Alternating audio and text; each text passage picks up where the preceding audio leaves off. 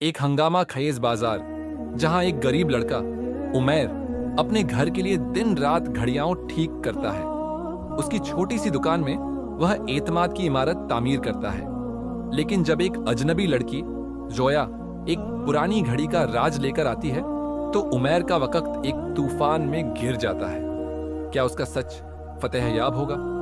आइए पूरी कहानी जानते हैं। शहर ए गुल के बाजार में रंग बिरंगी दुकानें, खुशबुओं से मुअत्तर गलियां और हर कदम पर इंसानी हुजूम का शोर था। इस हंगामे के बीच एक छोटी सी दुकान बसी थी, उमैर की दुकान, जहां घड़ियों के साथ साथ एतमाद भी टिक टिक करता था। उमैर एक 26 साल का नौजवान इस दुकान का मालिक था। चेहरा सादा मगर आंखें गहरी थीं, गोया वह वक्त के हर लम्हे को पढ़ लेता था। उसकी दादी अम्मा खदीजा ने उसे यह दुकान विरासत में दी थी, साथ में एक नसीहत, उमैर वक्त से बड़ा कोई रफीकत नहीं और अमानत से कीमती कोई खजाना नहीं। उमैर की दुकान एक पुराना सा मकान था, जहां लकड़ी के ताकों पर घड़ियां सजी रहती थीं। हर घड़ी के पीछे एक दास्तान छुपी होती थी, कोई पुरानी मीरास, कोई मोहब्बत का तोहफा या कोई याद का निशान। उमैर के पास एक खास करिश्मा था। वह घड़ियां तो ठीक करता ही था, मगर उसका असली हुनर टूटे दिलों को जोड़ना था। एक सुबह जब वह अपनी दुकान के पुराने दराज को साफ कर रहा था, उसे अम्मा खदीजा का एक पुराना खत मिला। खत में लिखा था, वक्त हर जख्म को भर देता है, बस तू अपनी अमानत को मोहब्बत से संभाल। यह अल्फाज उमैर के लिए मशअले राह बने। उसने अहद किया कि वह अपनी दुकान को महज कारोबार का जरिया नहीं, बल्कि बाजार के लिए उम्मीद का एक मरकज बनाएगा। उमैर ने अपने काम में एक नया अंदाज अपनाया। वह हर घड़ी को इस कदर शौक से ठीक करता कि उसका मालिक खुशी से झूम उठता। अगर कोई शख्स पैसों की तंगी की वजह से घड़ी छोड़ देता तो उमैर उसे मुफ्त ठीक करके लौटा देता। उसने अपनी दुकान के दरवाजे पर एक छोटा सा तख्ता लटकाया। यहां वक्त और एतमाद दोनों जिंदा रहते हैं। यह तख्ता बाजार में मौजूद एक गुफ्तगू बन गया। लोग कहते, उमैर की दुकान वह मकाम है जहां दिल से दिल मिलता है। एक दोपहर बाजार का एक नन्हा लड़का जमील औड्स उमैर के पास आया। उसके हाथों में एक पुरानी घड़ी थी जो उसके वालिद की थी। जमील के वालिद एक मजदूर थे जो एक हादसे में इंतकाल कर गए थे। घड़ी रुकी पड़ी थी और जमील के लिए यह उसके वालिद की आखिरी निशानी थी। उमैर ने जमील के चेहरे पर उदासी देखी और उसे दुकान में बुलाया। उसने जमील को एक ठंडा शरबत पिलाया और घड़ी पर काम शुरू कर दिया। 2 दिन तक उमैर ने अपने पुराने औजारों से घड़ी के हर पुर्जे को साफ किया। जब घड़ी दोबारा टिक टिक करने लगी, जमील की आंखें चमक उठी। उमैर ने घड़ी के साथ एक छोटा सा पर्चा दिया, यह वक्त तेरा है, इसे मोहब्बत से संभाल। जमील ने उमैर को गले लगाया और बोला, भाई तुमने मेरे बाबा को वापस ला दिया। एक शाम जब उमैर दुकान बंद करने की तैयारी कर रहा था, एक लड़की दुकान के सामने नजर आई। उसने सादा सी चादर ओढ़ी थी और उसके हाथों में एक पुरानी घड़ी थी जिसका डायल सुनहरी चमकता था। उसने उमैर से कहा, क्या तुम इस घड़ी को ठीक कर सकते हो? यह मेरे लिए बहुत अहम है। उमैर ने घड़ी हाथ में ली। यह एक नायाब शाहकार था जिसका डिजाइन शायद सदियों पुराना था। उसने लड़की से उसका नाम पूछा। उसने एक लम्हा सोचा, फिर बोली, जोया। बगैर ज्यादा बात किए वह घड़ी सौंप कर चली गई, यह कहते हुए कि वह 2 दिन बाद वापस आएगी। जोया का यह आना उमैर के लिए एक सवाल बन गया। घड़ी के अंदर एक छोटी सी तहरीर थी, वक्त सच का है। उमैर को लगा कि यह घड़ी जोया के किसी खास शख्स से जुड़ी है। उसने पुख्ता इरादा किया कि वह इस घड़ी को बेहतरीन तरीके से ठीक करेगा, चाहे जोया का राज खुले या न खुले। उसने अम्मा खदीजा के पुराने औजार उठाए और घड़ी के हर नन्हे पुर्जे पर काम शुरू कर दिया। घड़ी का मैकेनिज्म इतना पेचीदा था कि उमैर को सारी रात जागना पड़ा, मगर उसके दिल में एक अजीब सी रौनक थी। उमैर की दुकान बाजार में एक नई बात बन गई थी। लोग अपनी पुरानी घड़ियां उसके पास लाते और उमैर हर एक को वक्त और मोहब्बत की शिद्दत से ठीक करता। बाजार के एक बुजुर्ग चाय वाले बाबा रहीम ने उमैर से कहा, बेटा तेरी दुकान इस बाजार का नूर है। अमानत आजकल कोई नहीं रखता, मगर तू जुदा है। उमैर ने मुस्कुराते हुए जवाब दिया, बाबा, मैं तो बस अपनी दादी की नसीहत दोहरा रहा हूं। लेकिन बाजार में दुश्मन भी थे। एक बड़ा दुकानदार हाजी यासिर, जो बाजार के कई हिस्सों का मालिक था, उमैर की दुकान को अपने कारोबार के लिए खतरा समझता था। यासिर के पास एक आलीशान वॉच शोरूम था जहां नामवर घड़ियां बिकती थीं, मगर लोग उमैर की दुकान की सादगी को ज्यादा सराहते थे। यासिर ने अपनी बेटी महरीन, जो उसका कारोबार संभालती थी, उसे कहा, इस उमैर को रोकना होगा, वरना यह हमारा बाजार छीन लेगा। महरीन, जो अपने वालिद से ज्यादा चालाक थी, उमैर के खिलाफ साजिश का जाल बुनने लगी। एक रोज हाजी यासिर उमैर की दुकान पर आया और अपनी एक पुरानी बेशकीमत घड़ी सौंपी। यह घड़ी उसके दादा की थी, जिसमें छोटे छोटे सफेद मोती जड़े थे। यासिर ने उमैर से कहा, इस घड़ी को ठीक कर, मगर अगर इस पर जरा सी खराश भी आई तो मैं तेरी दुकान उजाड़ दूंगा। उमैर ने घड़ी को गौर से देखा। यह एक नायाब शाहकार थी, मगर उसका मैकेनिज्म बुरी तरह खराब था। उसने दिल में दुआ मांगी और काम में जुट गया। उमैर ने 3 दिन तक इस घड़ी पर जान तोड़ मेहनत की। उसने हर मोती को दोबारा जड़ा, डायल को चमकाया और मैकेनिज्म को बिल्कुल नया कर दिया। जब यासिर वापस आया, उमैर ने घड़ी एहतराम से उसके हाथों में सौंपी। यासिर ने घड़ी को तफसील से देखा, मगर उसके चेहरे पर खुशी की बजाय गुस्सा उभरा। उसने उमैर पर इल्जाम लगाया, तूने इस घड़ी के मोती बदल दिए, यह जाली है। यह इल्जाम उमैर के लिए एक सख्त सदमा था। बाजार के लोग जो उस पर एतमाद करते थे, अब 2 मायने बातें करने लगे। जमील का चाचा, जो कभी उमैर का शुक्रिया अदा करता था, अब कहने लगा, उमैर, क्या तू भी वही दुकानदार है जो एतमाद बेचता है? उमैर का दिल टूटा, मगर उसने अम्मा खदीजा के खत को याद किया। सच के साथ चल और वक्त तुझे रास्ता दिखाएगा।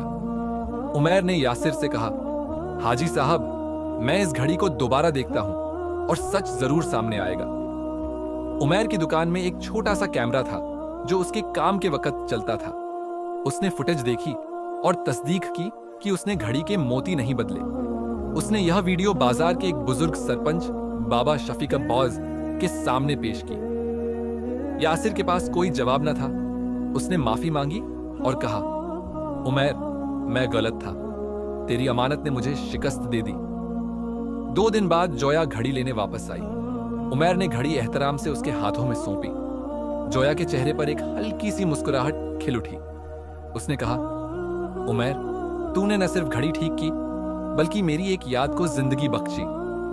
उमैर ने पूछा, जोया, यह घड़ी किसकी है? जोया ने गहरी सांस ली और बोली, यह मेरे वालिद की थी, जो अब इस दुनिया में नहीं है। मैं इस घड़ी को उनकी याद के लिए संभालना चाहती हूं। उसने और कुछ न बताया और रुखसत हो गई। मगर उमैर के दिल में एक नई तहक़्क़ुक़ की चिंगारी जाग उठी। जोया का राज क्या है? उमैर की दुकान अब शहर-ए-गुल के बाजार में एक अलग मकाम बन चुकी थी। लोग उसके पास अपनी घड़ियां लाते, मगर हकीकत में वह उमैर का एतमाद हासिल करने आते। उमैर ने अपनी दुकान के एक कोने में एक छोटा सा अमानत कोना बांध बनाया, जहां वह बाजार के लोगों के नन्हे मुन्ने झगड़ों को सुलझाता। कभी कोई खरीदार दुकानदार से नाराज होता, कभी कोई अपने पड़ोसी से। उमैर हर एक के लिए सच का रास्ता तलाश लेता।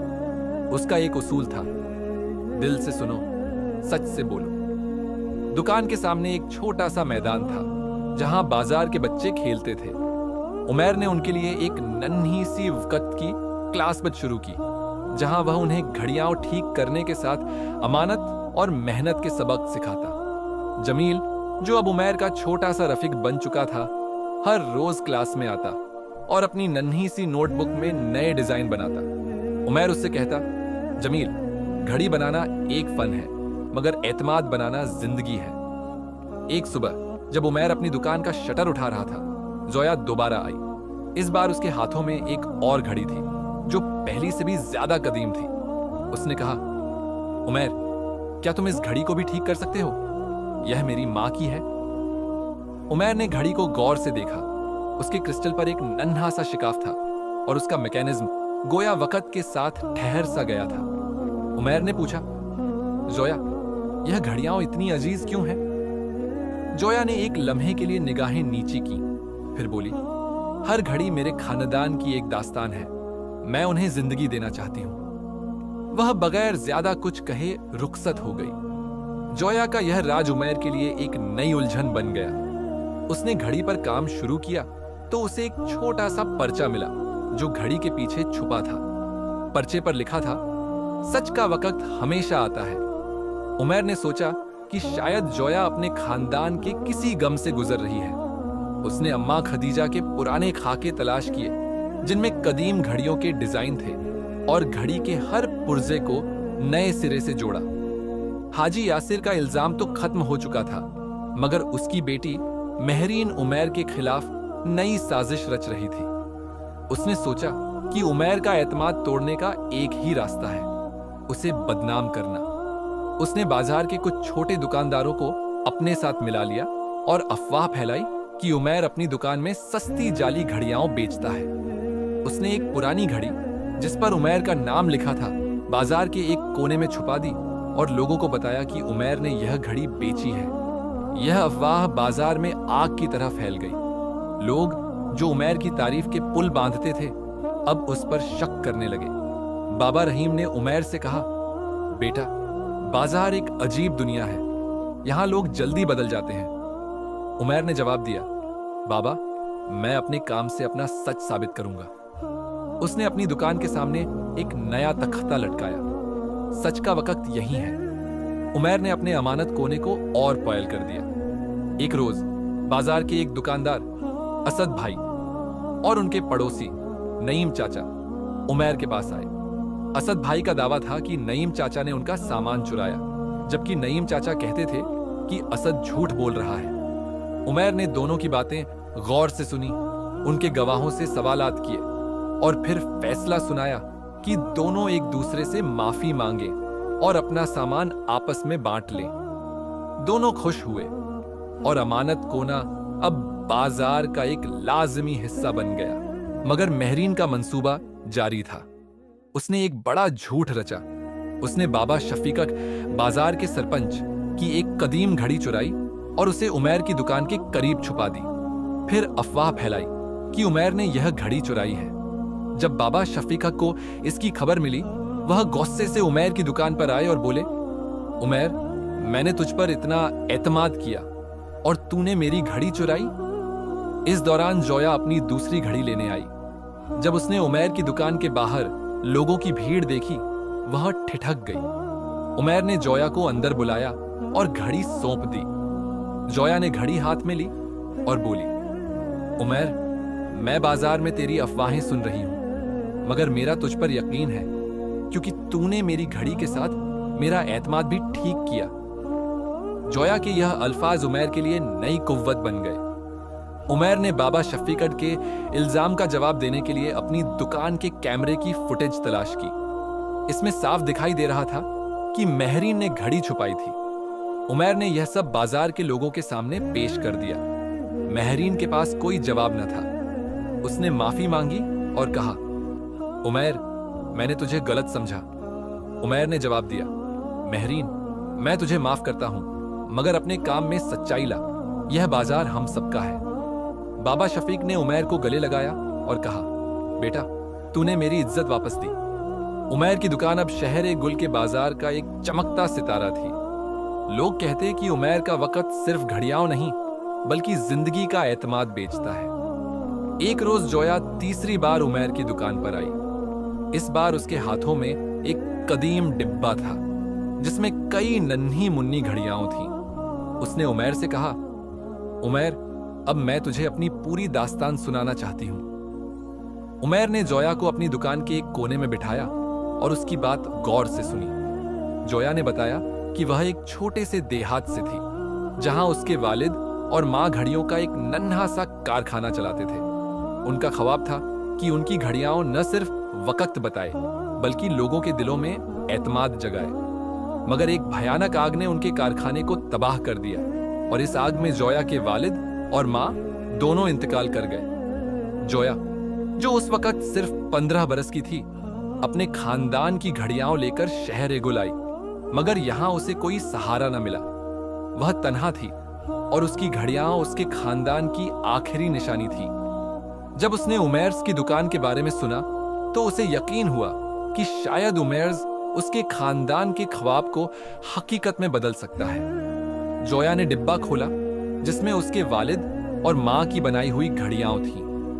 हर घड़ी के साथ एक छोटा सा पर्चा था जिसमें लिखा था कि यह घड़ी किसी खास मकसद के लिए बनाई गई थी।